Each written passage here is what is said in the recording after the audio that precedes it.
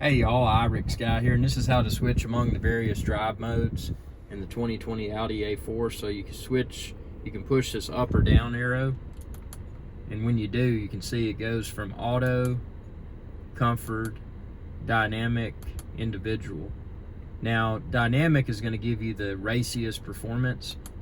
Auto is just kind of a setting that'll automatically guess what is best. So I'll leave mine in auto most of the time. Comfort is just kind of, you still feel powerful, but it's just not, I don't know, I don't really use comfort. So here's the bottom line: if you want to customize it, go into individual.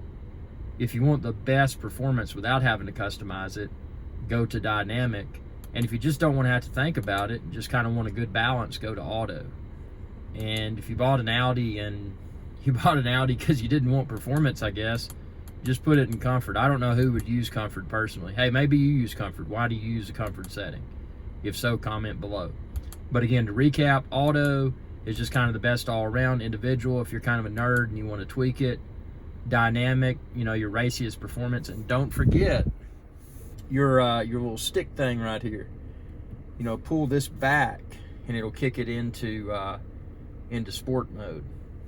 And you can see here on my dash, I've got, see, it says dynamic S. So this would be the raciest.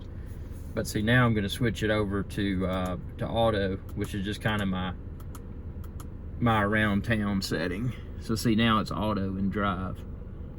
So, the disadvantage to the dynamic is that it's going to consume fuel more quickly, but for that reason, I just keep it in auto D. But also, if you're in auto, if you kick your little stick in the middle down, you can go to auto S. Kick it down again, you can just go to auto regular drive. So there's a lot of customization options beyond simply selecting drive select. Tell me what you think within the comment section below. And again, this is the 2020 Audi A4.